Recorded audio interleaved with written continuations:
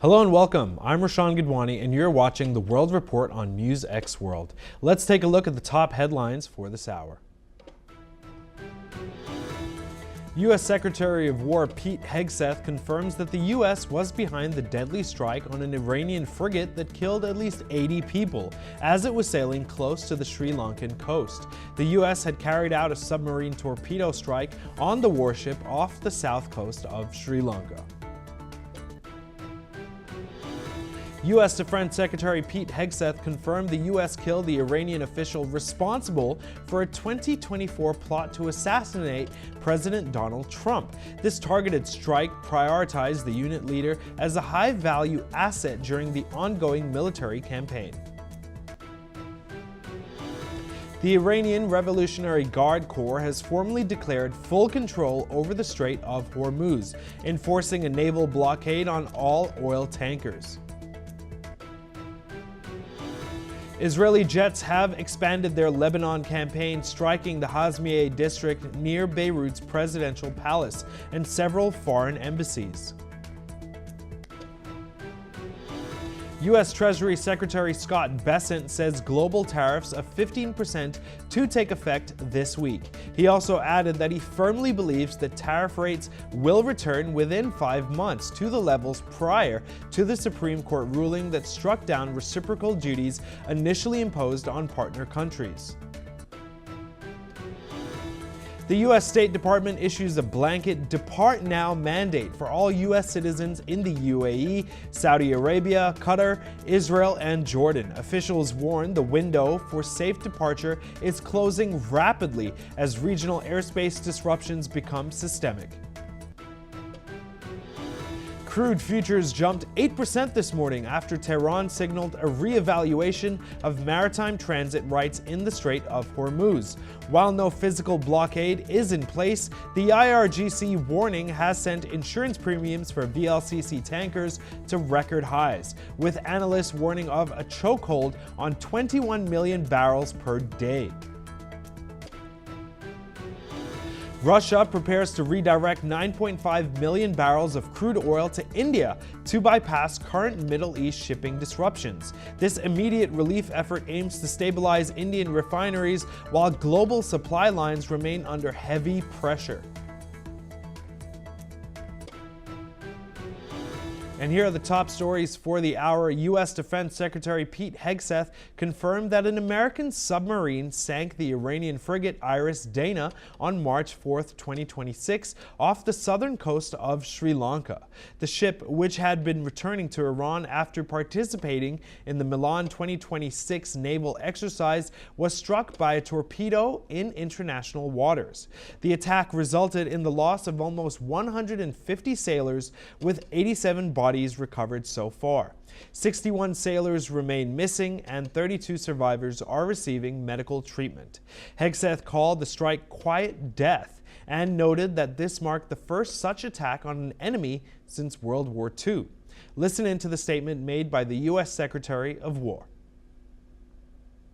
Yesterday, in the Indian Ocean, and we'll play it on the screen there, an American submarine sunk an Iranian warship that thought it was safe in international waters. Instead, it was sunk by a torpedo. Quiet death.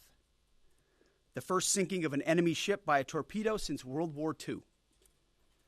Like in that war, back when we were still the War Department, we are fighting to win.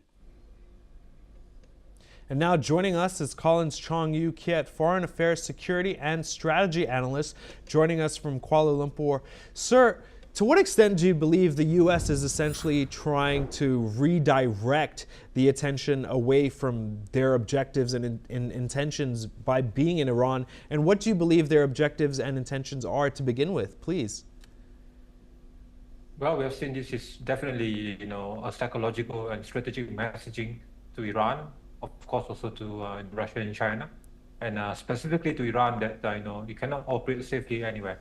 And of course, it's not being confined to the Gulf. It's now being in an open theater.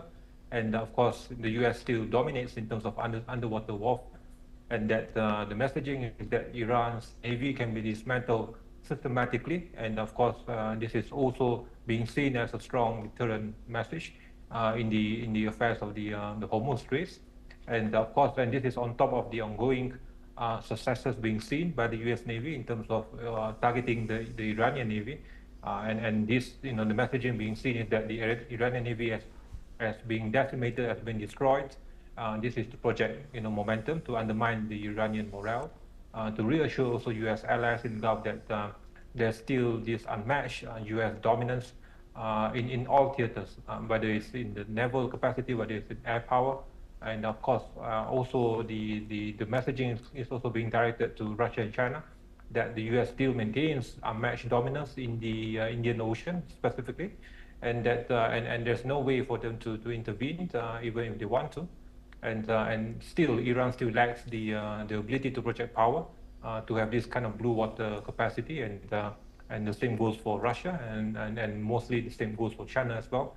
And of course, Indian Ocean now becomes an expanded theater for this war in Iran, and that the U.S. is still maintaining this gap in all fronts, and the readiness also by the U.S. to enter into multiple theaters, and the capacity to withstand any kind of threats. But this is a more a positive victory for the U.S. in terms of having this messaging that this is the first victory being seen, and of course the sinking of a ship by a submarine torpedo since the Second World War.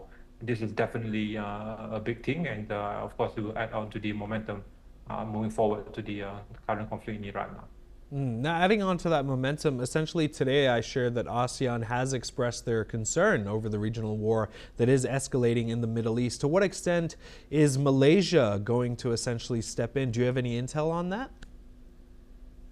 Well, we've seen how the responses by the ASEAN region have been quite diverse and mixed. We have also seen the concerns being raised as to the needs to maintain the international order, to maintain the sanctity of the international law and norms.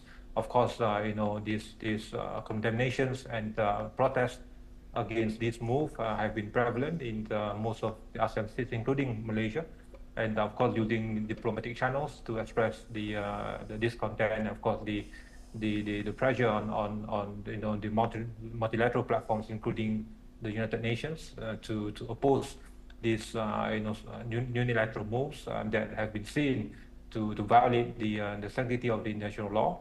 But of course also we have seen the same kind of mixed postures and stances from this region, similar to what has happened in the first initial timeline of the Ukraine conflict a couple of years ago.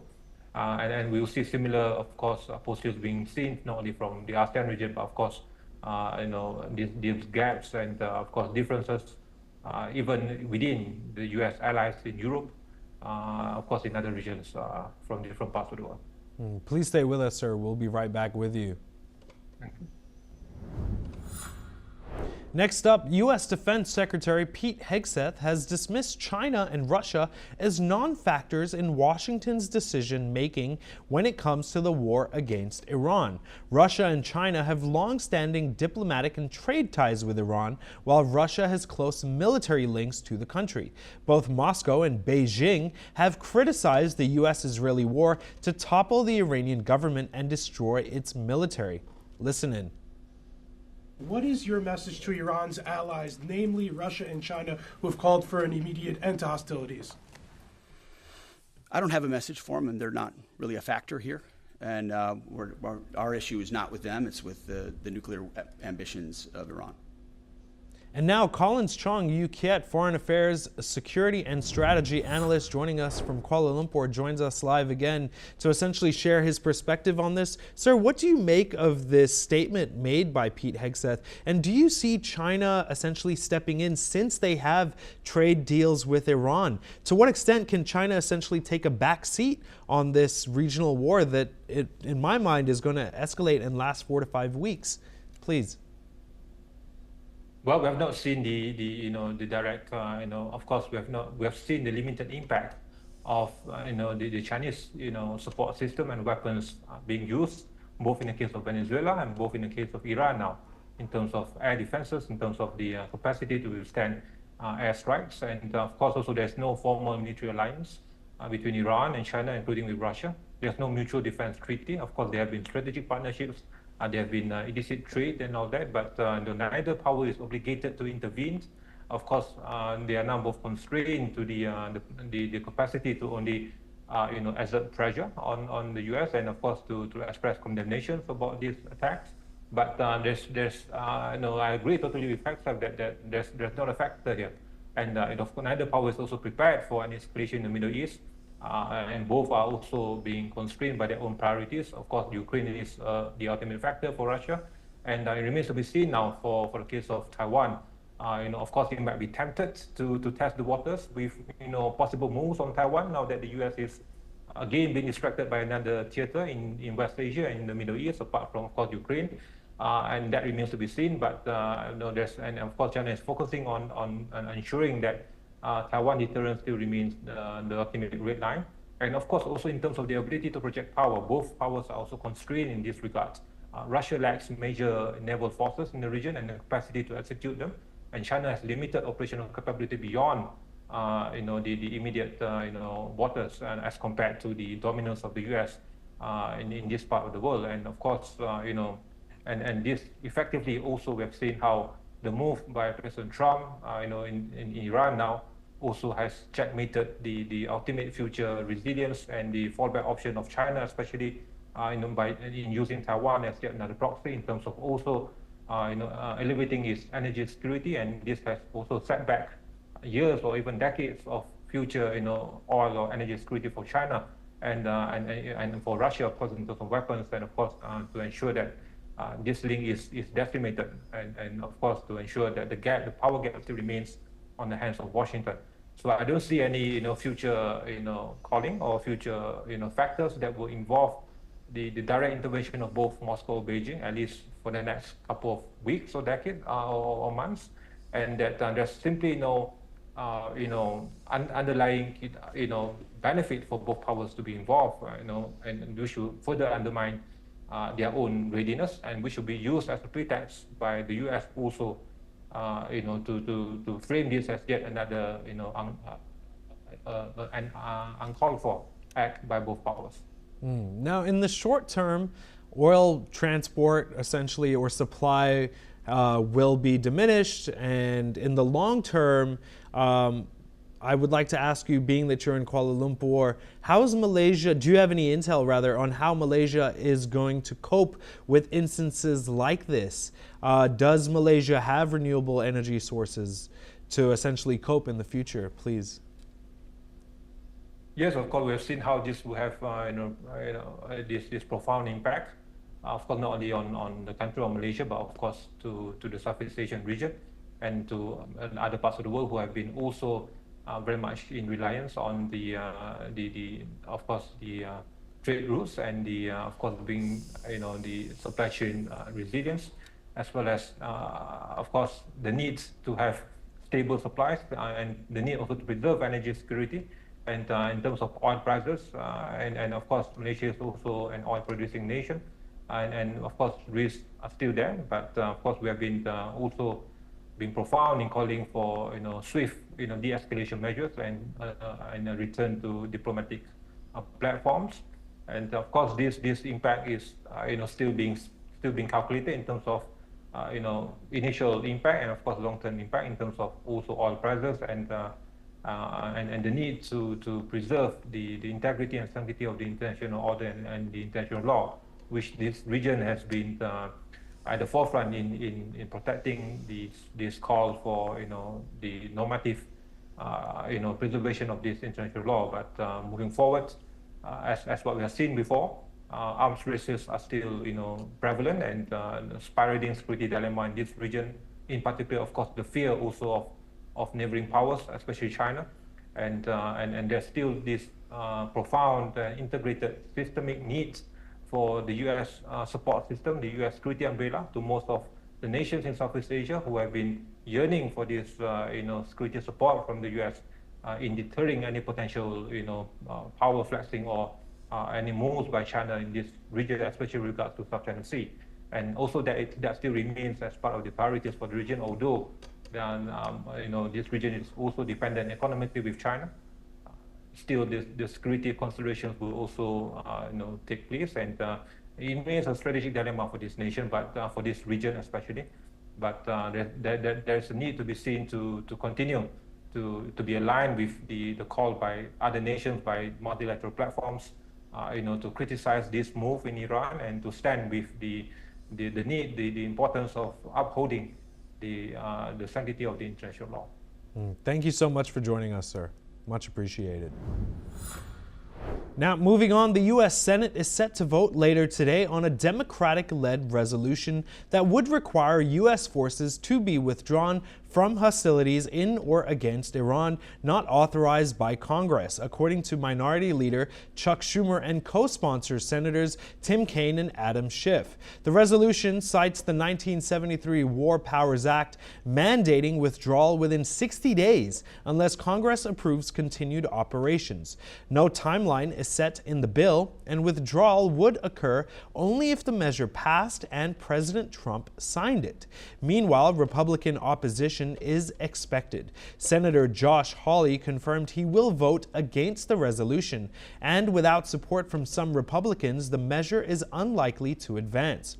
Furthermore, even if the Senate approves it, the bill would still require House approval and the president's signature. Trump has indicated he would not sign the legislation, making passage highly improbable. However, Democrats argue the vote is critical to put every senator on record regarding U.S. military action in Iran and the constitutional role of Congress in authorizing war. Now, joining us is Raymond Vickery, international affairs expert and former U.S. Assistant Secretary of Commerce, joining us from Washington, D.C. Sir, what do you believe the outcome of this will be? Do you believe Trump will sign that bill and essentially within 60 days the war will come to an end, or will it continue, and for how long? What are your thoughts, please? Well, thanks very much for having me and allowing me to comment. Of course, President Trump will not sign this. It is very unlikely to pass given Trump's control over the MAGA, Make America Great Again supporters in the Republican Party in the legislative branch. Nevertheless, it's an important development. As you have pointed out, the United States Constitution gives the power to declare war under Article 1 of the Constitution to the Congress. This has not been observed since World War II, although there have been attempts to get congressional approval for the actions in regard to Iraq and in regard to other incursions in the world. But this approach really will lay bare the difficulty we have in terms of checks and balances from both the legislative and judicial branches on the president. The president was never intended to be a king, to be able to operate on his own and to determine war and peace just based upon his own morality, which is what he has said is the only check on his international authority in conducting warfare. It's a very, very difficult time in the United States, but we have been through 250 years in difficulty, and our institutions will start to kick in with the midterms, which are this year, and with further judicial involvement. And eventually it'll get to the Congress and there will be some check. The difficulty, of course, is one of timing and whether or not that process is going to be in time to arrest the downward spiral that we see by expansion of the war in terms of geography, in terms of impact on other nuclear powers, namely Russia and China, whether or not it'll be in time to curtail the kind of civilian deaths which are occurring as we speak, and the economic damage. So it's a very, very difficult time, and it is time for the international community to not just simply step aside and say, well, this is between the United States, Iran, and Israel, but to see that peace is indivisible, and that great democracies, whether they be in India, whether they be in Western Europe, Japan, or elsewhere, need to step in to try to stop the carnage, to repair the movement away from rule of law, from principles, from having strategy for not war but for peace, and being able to act in a cooperative manner, which was supposed to be the way forward to prevent an additional world war after World War II. This is not the way forward for the world, and it should not be accepted as something which will pass in 4 or 5 weeks and we will get back to normality. Because once you start with the principle that might is right, that you have the ability to enforce by gunboat diplomacy, you're thrown back to the 19th century, and we know what that led to. That led to not just thousands or hundreds of thousands of deaths, but millions of deaths and violence, which was only stopped after great loss and after institution of principles of rule of law, international cooperation, and strategy. Sir, I'm so sorry. That's all we have time for, but please stay with us. We'll be right back with you. Next up, Spain's Deputy Prime Minister Maria Jesus Montero has said the country will not be vassals to the United States, stressing that Madrid will pursue an independent foreign policy. The remarks come amid debate over transatlantic relations and Europe's strategic autonomy. The Deputy PM said Spain values its alliance with Washington, but will defend its own national interests. She added that cooperation with the U.S. must be based on mutual respect and equality. The comments highlight growing discussion within Europe about balancing close U.S. ties with greater policy independence. And now joining us is Raymond Vickery, international affairs expert and former U.S. Assistant Secretary of Commerce, joining us from Washington, D.C. Sir, how do you believe the EU will essentially come together, like you just said, to cooperate against gunboat diplomacy, like you just said? What are your thoughts? Well, thanks for allowing me to comment on this. It seems to me that the path forward is very difficult for the EU because it is not a fully formed institutional equivalent to a nation. You have Viktor Orban, for example, who takes a different approach in regard to Russia and Ukraine. You have Belgium, who's unwilling to step forward in regard to financing. And so it is encouraging that Spain is willing to step up and assert principles that can lead to the damping down of war and a waging of peace. But this, of course, is by no means dispositive. And it's very, very unsettling in terms of the reaction of the Trump administration to Spain, and that is that Spain will now be an adversary, that it can be subject to being cut off economically. And this is not the way in which to provide for the kind of cooperative approach which is necessary to move forward. So what's going to happen with the EU? The EU is going to, as they say about diplomacy, say nice doggy, until they can find a stick with which to deal with the United States. And that means that they're looking now for workarounds to be able to confront what is really an entirely new and uncooperative approach between the United States and Europe, whether it be with the EU or with NATO. Thank you so much for joining us, sir. Much appreciated. Thank you. Now, next up, Air France will temporarily suspend flights to Havana from the end of March until at least mid-June due to a fuel shortage in Cuba, the airline announced. The suspension affects all direct services to the Cuban capital as fuel availability on the island remains limited, causing operational challenges for airlines. Furthermore, the airline said the measure is temporary and subject to review, depending on improvements in fuel supply and local infrastructure. However, the fuel crisis in Cuba continues to disrupt international travel, highlighting broader logistical and energy challenges in the Caribbean nation.